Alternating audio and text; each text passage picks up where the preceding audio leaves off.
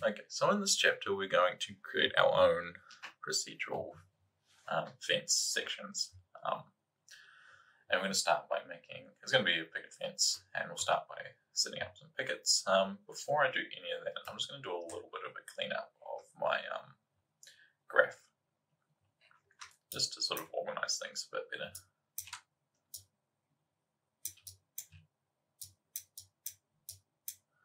So just holding A and swiping down.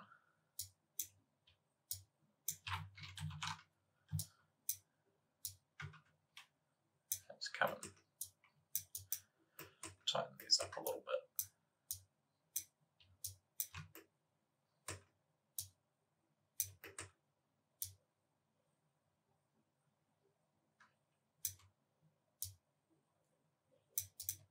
I'm also going to select all of these and come up here and click Create Netbox. And this will just let us sort of keep our graph tidy and move these around a bit easier.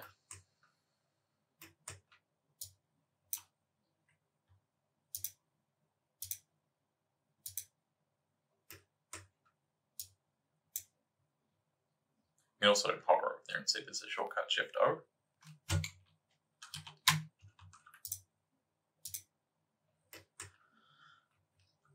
Okay, so let's come up to an empty space up here and start building our picket. The first thing we're going to need to do is drop down a line.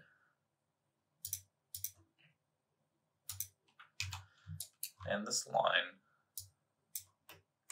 is going to basically define our picket. So we need it to be going in the Z direction. And let's just make it too long right now. And then we're going to re-sample this. Let's just turn on a point display. And let's do maybe 0.2 for now. We'll come through in the next video, we'll build controls and set up proper parameters for all of this. This is all just going to be placeholders right now. We also need a box. And this is going to be our sort of fence post, like panel.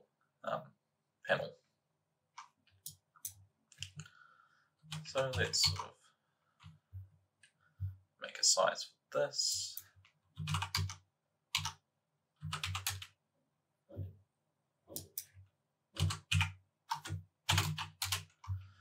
And something like that for now. Just make sure we move it up. So let's make this slightly taller. Something like that. This will do fine for now. And we'll copy 2 points.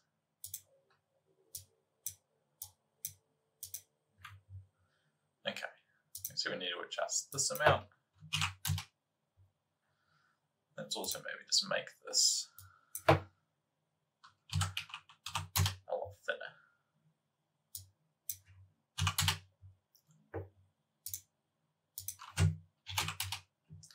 Now then, this will work alright for now.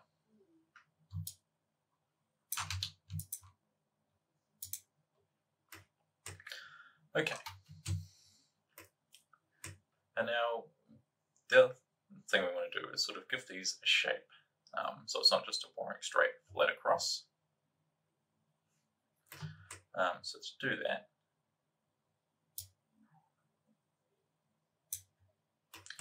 we are going to put down a box.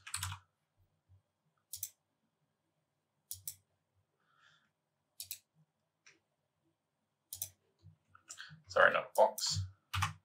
We want a line. I'm actually going to adjust these a little bit more. I still think they're a bit big, just so we can sort of get the a better idea of a bit more panels to work with. So let's make these half as small. Let's put these back down to 1 as well.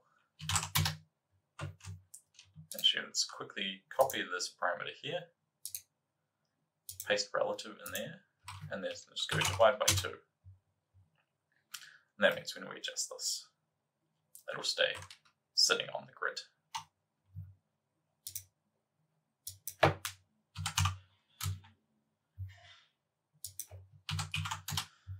Cool. Now with this line,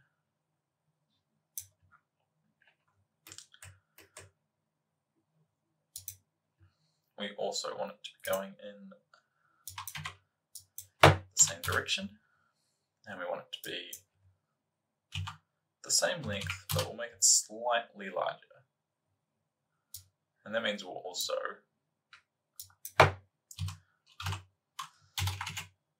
move it back just a little bit as well, just so there's a little bit of overlap with this. We need to make it even bigger because the panels are coming out from the edge of the line.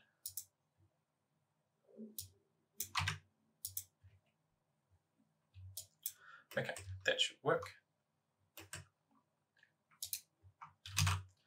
We want to resample this.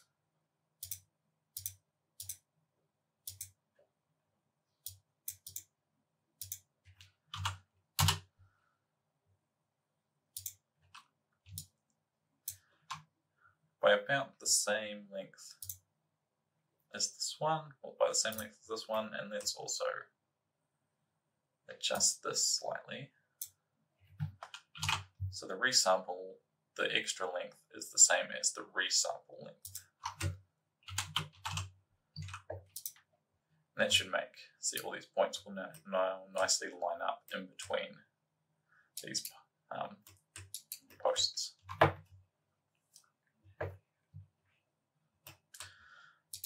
Okay, now we're going to do a tiny bit of coding, just in an attribute wrangle.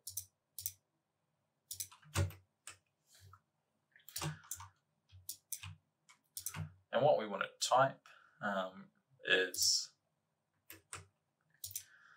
firstly, so we're going to use what's called a profile to control this, which is basically just a curve parameter.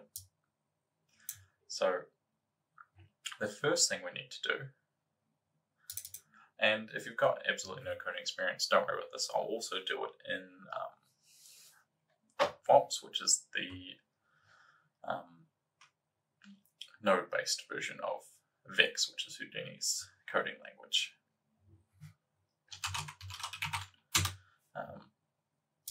But otherwise, feel free to just follow along. So we need a float, and a float is just a number that has decimal points. And this is our ramp position. And this is going to be equal to @PT_num, and that just means it's the point number of this. So it'll be 0, 1, 2, 3, etc. We need to times this by 1.0 because this is an integer, which is a number that has no decimals. So just by timesing it by 1.0, turn it into a float. Now we need to divide that by n points, which is just the total number of points in here. And it's looking for one input in here, which is basically the input of this node here. So 0, 1, 2, 3, and we want number 0. And we also need to put this endpoints in brackets, because we need to go -1, because computers start counting at 0. And then semicolon to end the coding line.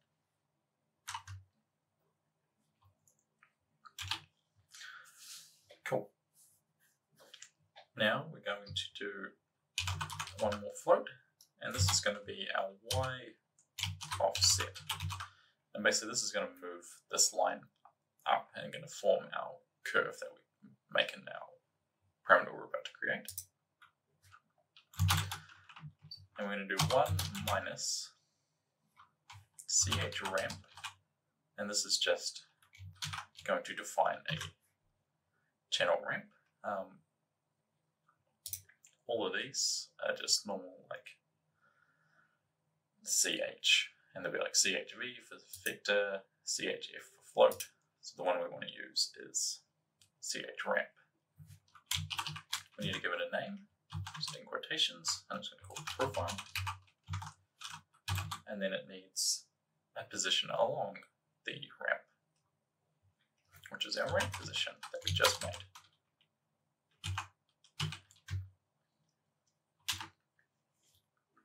I also want to get the top bounds of this.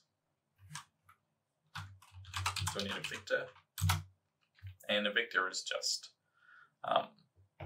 basically 3 values. Like this is a vector, this direction is a vector, scale is a vector, that sort of thing. So we'll get max bounds, and this is going to be equal to get bbox, and this is very similar to the expression we used. And in here we just want to put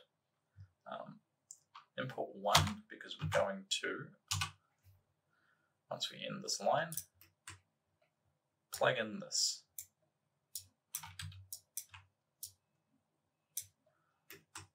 So look at the max bounds of this. And now in here we need to do @p, which is the position of the point. You can see we're running over points. .y, so the y-axis. We're going to set that equal to max bounds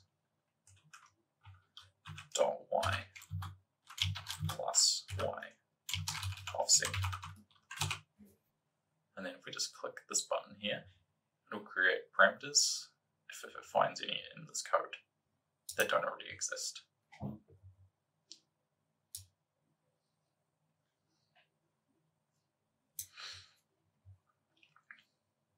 Now we can, if we expand this out, you can see we can create this profile. As we adjust this, it will adjust our curve.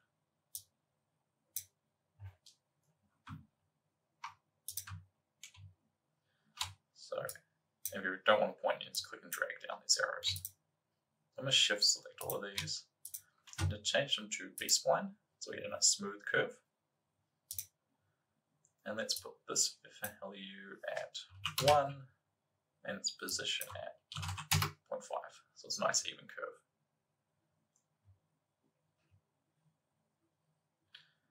Actually, sorry, let's do 0 on that one. Actually, no. Yes, we will. Because we want it to be curving the other way. Sorry.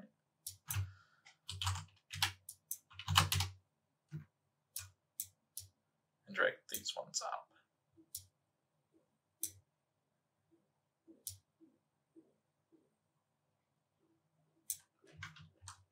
Something like that. We can always come back and adjust that. That's the beauty of this.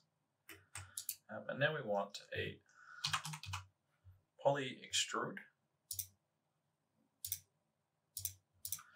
Another thing we want to do here is come back up to this line. I'm just going to move it forward a little bit because we're going to extrude this out. So I'm just going to come to transform, extrude front, global, and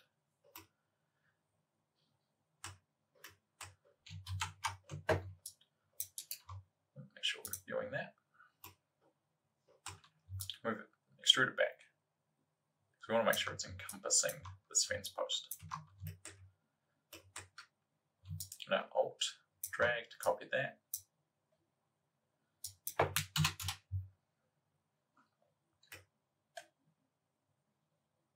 And drag it down.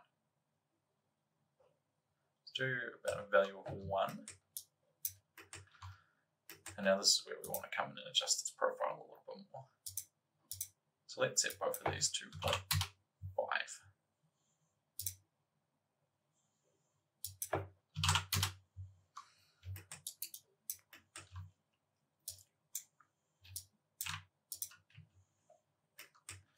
Okay,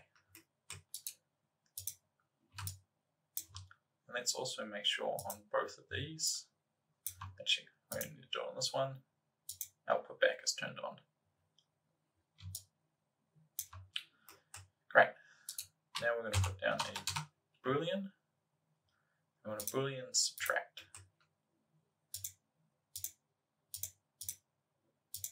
And basically this will just minus this from this, and it'll give us this nice curve that we can control with this profile here.